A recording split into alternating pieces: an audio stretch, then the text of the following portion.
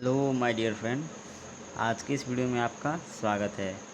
इस वीडियो में हम चैप्टर UEET का chapter number 5 electric traction discuss करेंगे। तो ये आपका UEET में लास्ट चैप्टर है। तो चलिए शुरू करते हैं। फर्स्ट क्वेश्चन दिया है आपका, रेलवे, ट्राम और ट्राली में इलेक्ट्रिक ट्रैक्शन के लिए इनमें से कौन सा मोटर व्यापक रूप में प्रयुक्त किया जाता है। ऑप्शन है आपका A DC series motor, B DC shunt motor, C single phase induction motor, D stepper motor. तो ये क्वेश्चन काफ़ी ज़्यादा क्या है आपका इजी है। इसका आंसर सभी को पता होगा। रेलवे, ट्राली में हम लोग इसका प्रयोग करते हैं आपका DC सीरीज मोटर। इसका प्रयोग हम इसलिए करते हैं क्योंकि इसका स्टार्टिंग में जो टॉर्क होता है काफ़ी ज़्यादा हाई होता है। ठीक है। सेकंड क्वेश्चन है आपका, फ्लेम प्रूफ मोटर्स को उपयोग किया जाता है।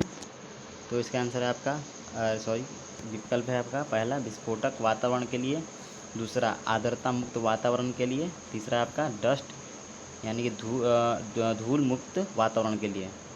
तो आपका फ्लेम प्रूफ मोटर होता है उसका प्रयोग हम कहाँ करते हैं आपका मॉइस्चर फ्री एटमॉस्फेयर, ठीक है, आर्द्रता मुक्त वातावरण के लिए करते हैं। जिसमें आपका दिया है डिस्क्रिप्शन में कि मोटरों की वाइंडिंग के जलने अथवा स्लिप-रिंग या कम्यूटेटर से चिंगारी उत्पन्न होने पर यदि विस्फोटक वातावरण में मोटर प्रचलन हो रहा हो तो आग लगने का खतरा होता है, अतः विस्फोटक वातावरण के लिए फ्लेम प्रूफ मोटर का इस्तेमाल किया जाता है। ठीक है। इसके बाद अगला क्वेश्चन देखते हैं। दिया है कि फोर्क लिफ्ट ट्रक का उपयोग स्पेस के लिए किया जाता है, यानी कि वो जो आपका फोर्क लिफ्ट ट्रक होता है उसका यूज हम किस लिए करते हैं। तो ऑप्शन है आपका ए उठाने और नीचे करने, be opposite transportation, C horizontal transportation, D है आपका फ्लाइंग। यानी कि फोर्क लिफ्ट ट्रक का उपयोग हम किस लिए करते हैं। तो इसका सही आंसर आपका होगा ए, यानी कि लिफ्टिंग एंड लोअरिंग, यानी उठाने और नीचे करने के लिए हम फोर्क लिफ्ट का प्रयोग करते हैं। इसके बाद से अगला क्वेश्चन है आपका, जो मोटर की गति तुल्यकालिक गति से अधिक हो जाती है यह ब्रेकिंग कहलाती है। यानी कि आपका मोटर का स्पीड है वो सिंक्रोनस स्पीड से अधिक हो जाता है तो यह ब्रेकिंग विधि कहलाता है। तो ये मशीन का क्वेश्चन है तो इसका आंसर सभी को पता होगा। तो ए ऑप्शन है आपका ए प्लगिंग टाइप ब्रेकिंग, बी है आपका रीजनरेटिव ब्रेकिंग और सी है आपका dynamic braking and D none of this. यानी कि जो इसका आंसर आपका होगा बी, यानी कि रीजनरेटिव ब्रेकिंग। तो रीजनरेटिव ब्रेकिंग में क्या होता है, आपका जो मोटर की गति होती है वो आपका सिंक्रोनस स्पीड से क्या होता है अधिक हो जाता है।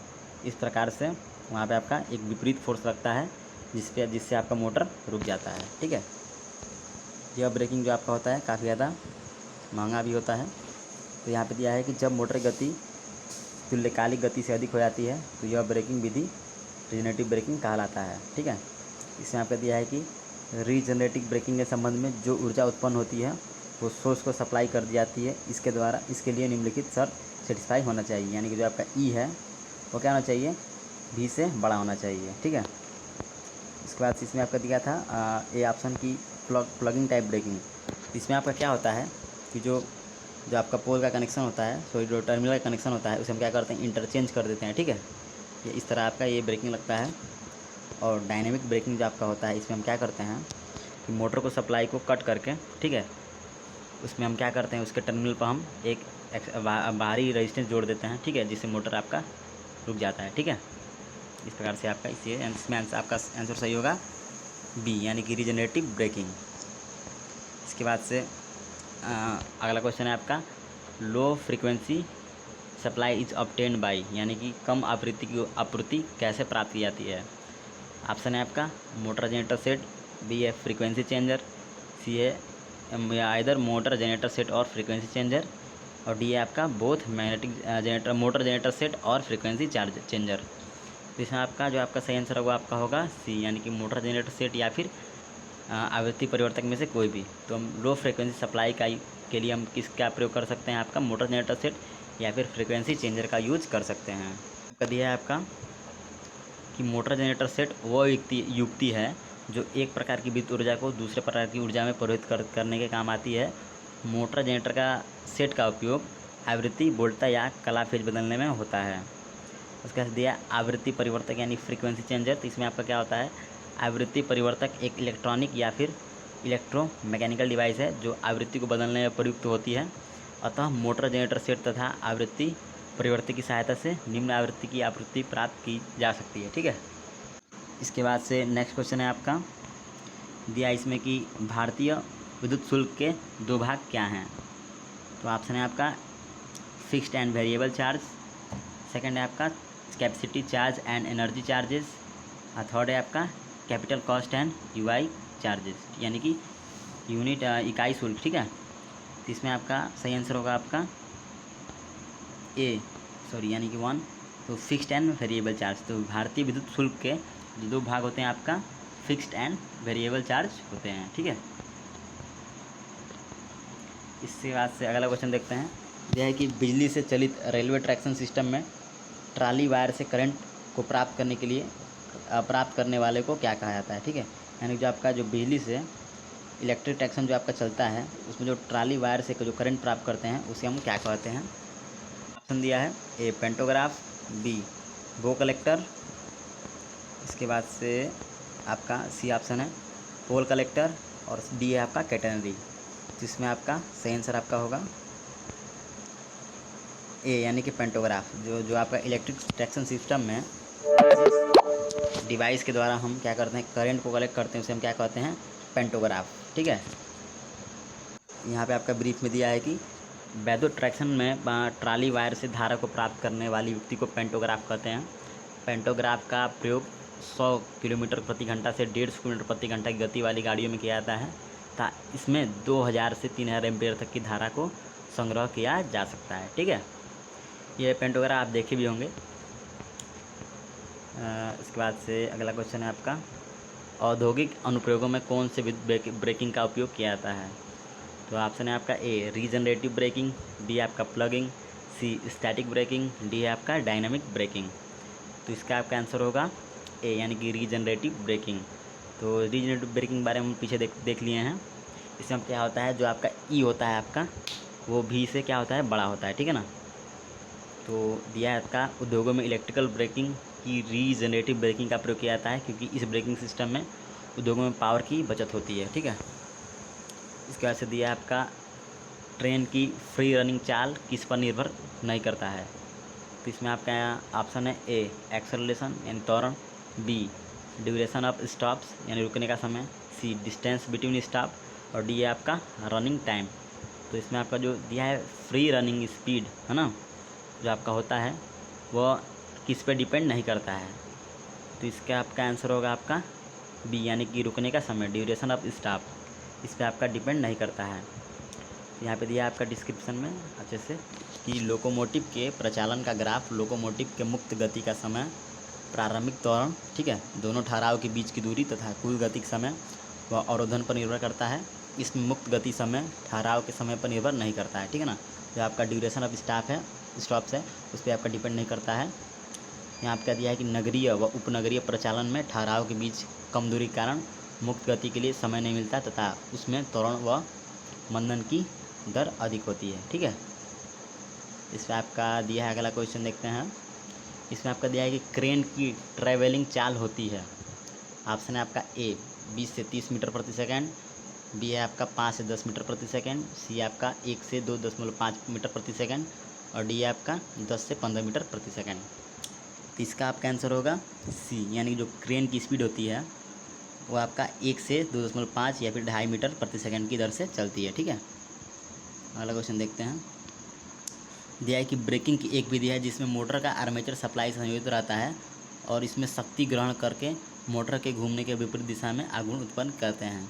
ठीक है, ये फिर इंग्लिश में भी देख लेते हैं। इसमें दिया है कि is the method of braking in which motor armature remains connected to the supply, ठीक है, and draw power from it producing torque opposite to the direction of motion. तो इसमें आपका ऑप्शन है ए रीजनरेटिव ब्रेकिंग, बी है रियोस्टैटिक breaking, और सी है आपका एडी करंट ब्रेकिंग, और डी है आपका प्लगिंग। तो इसमें आपका जो आंसर होगा वो होगा आपका डी, यानी कि प्लगिंग। तो प्लगिंग ब्रेकिंग की एक विधि है जिसमें हम क्या करते हैं, मोटर का आर्मेचर सप्लाई से संयोजित रहता है, ठीक है, और इससे शक्ति ग्रहण करके मोटर के घूमने की विपरीत दिशा में आघूर्ण उत्पन्न करता है। तो प्लगिंग में हम क्या करते हैं, जो आपका टर्मिनल होता है उसको हम इंटरचेंज करते हैं, यानी आपस में बदल देते हैं। ठीक है, इस तरह आपका प्लगिंग ब्रेकिंग का कार्य करता है। यहाँ पे भी आपका दिया है, देखिए अवरोधन के प्लगिंग प्रणाली में मोटर के आर्मेचर के टर्मिनल विपरीत जुड़े हुए होते हैं। प्लगिंग में अवरोधन के दौरान भी मोटर सप्लाई के द्वारा जुड़ा रहता है तथा प्लगिंग में से सर्वाधिक ब्रेकिंग बलागुण उत्पन्न होता है और ऊर्जा का लगातार क्षय हो जाता है तथा अवरोध के अंतिम क्षणों में मोटर को सप्लाई से अलग करना रहता है, अन्यथा मोटर विपरीत दिशा में चलने लगेगी। ठीक है, इसके बाद से आगे देखते हैं। ये आपके विद्युत ट्रेन के पुनः जनन ब्रेकिंग के दौरान यानी कि रीजनरेटिव ब्रेकिंग के दौरान कुल ऊर्जा की बचत होती है। तो दिया है आपका उच्च डाउन प्रवणता के साथ उच्च, भी है आपका ब्रेकिंग के कारण ट्रेन की चाल घटने से घटता है। इसका सी है आपका विशिष्ट प्रतिरोध बढ़ने से बढ़ता है और डी है आपका ट्रेन के भार से स्वतंत्र है। इसमें आपका जो सही आंसर आपका होगा कि विद्युत ट्रेन के पुनर्जनन यानी कि रीजनरेटिव ब्रेकिंग के दौरान जो कुल ऊर्जा की बचत होती है आपकी उच्च डाउन प्रवणता के साथ उच्च होती है। ठीक है, तो यहाँ पे देखिए क्या लिखा है कि लिखा है कि विद्युत रेलगाड़ी में जो पुनर्जनन ब्रेकिंग यानी कि रीजनरेटिव ब्रेकिंग के समय कुल ऊर्जा की बचत की मात्रा अवरोध के मंदन ब्रेक के समय गति घर्षण तथा रेल के आसंजन गुणांक की स्थिति पर निर्भर करता है। जब मंदन का मान अधिक हो या भार ओवरऑल हो रहा हो तो ऊर्जा बचत की मात्रा अधिक होती है। गति घटने के साथ यह भी घटता जाता है। ठीक है, अगला क्वेश्चन देखते हैं। दिया है कि विद्युत रेलवे में संकर्षण मोटर की तरह उपयोग करने हेतु कौन सी मोटर सबसे उपयुक्त है। ये भी क्वेश्चन हम लोगों ने पीछे देख लिए हैं, तो इसका आंसर सभी को पता होगा।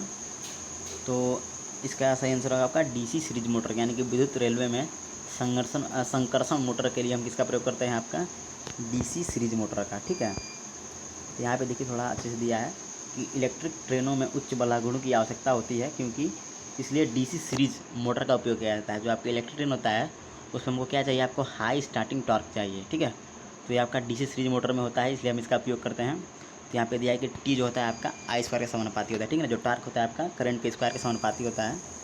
इसमें देखिए श्रेणी मोटर में लोड का मान 2 गुना करने पर धारा का मान 50% ही बढ़ता है। ठीक है, जबकि अन्य मशीनों में धारा का मान लगभग 2 गुना बढ़ाना पड़ता है। अतः उच्च बलागुण व पटरी पथ कार्यों के लिए डीसी सीरीज मोटर का उपयोग करते हैं। ठीक है, तो ये आपका ऑप्शन इसमें आपका बी सही होगा। इस क्वेश्चन को ऐसे देख लीजिएगा। तो इसके बाद से अगला क्वेश्चन है आपका, दिए शुष्क रेल का आसंजन गुणांक यानी को इफिशिएंट ऑफ एडेशन 0.26 है, तो निम्न में से कौन द्रवित रेल के लिए इसका मान होगा। तो इसमें आपका आंसर है आपका ऑप्शन है आपका ए 0.275, बी है आपका 0.16। ठीक है, इसके बाद से अगला है आपका सी 0.3 और डी है आपका 0.26। तो इसका सही आंसर आपका होगा बी यानी कि 0.16। तो शुष्क रेल का आसंजन गुणांक 0.26 है, तो निम्न में से कौन द्रवित रेल के लिए इसका मान होगा। तो द्रवित रेल के लिए इसका मान होगा आपका 0.16। से अगला क्वेश्चन देखते हैं।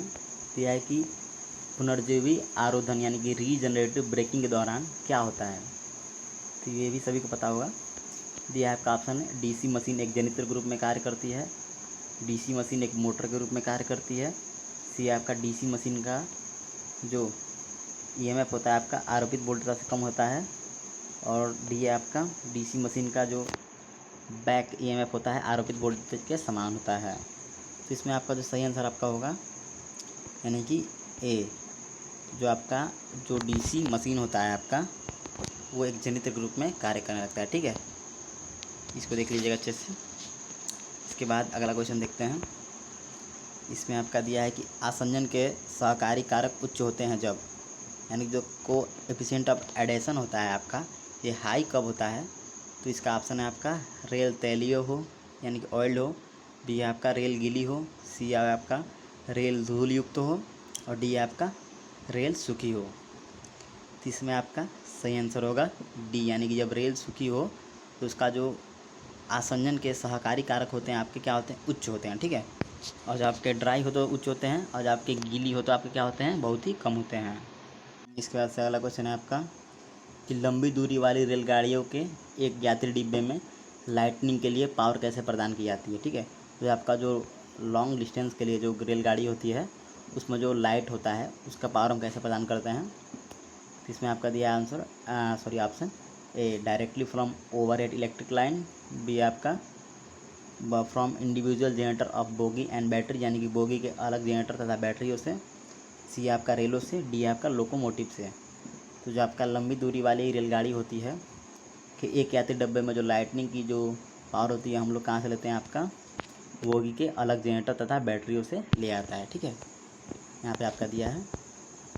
इसके बाद से अगला क्वेश्चन देखते हैं कि वो ड्राइव निम्न है जो खानों के लिए उपयुक्त होती है जहाँ विस्फोटक गैसें मौजूद होती हैं। तो इसमें आपका ऑप्शन है A petrol engine, B diesel engine, C steam engine, D battery engine. तो इसका आपका जो सही आंसर आपका होगा डी, यानी कि बैटरी इंजन। जो आपका जो खान होता है यहाँ पे गैसेस विस्फोटक जैसे होते हैं, तो वहाँ पे हम बैटरी इंजन का उपयोग करते हैं। अगला आपका कौन सी संकर्षण प्रणाली मेटाडाइन कंट्रोल विधि प्रयोग में लाई जाती है। इसमें आपका ऑप्शन है ए अंडरग्राउंड, बी रूरल यानी ग्रामीण, सी है आपका सबर्बन और डी है आपका अर्बन। यानी कि इसमें आपका सही आंसर होगा आपका अंडरग्राउंड, यानी कि अंडरग्राउंड ट्रैक्शन जो होता है इसमें आपका मेटाडाइन कंट्रोल विधि का उपयोग करते हैं। ठीक है, तो यहाँ पे आपको दिया है कि भूमिगत ट्रैक्शन सिस्टम में मेटाडाइन कंट्रोल विधि इस्तेमाल किया जाता है।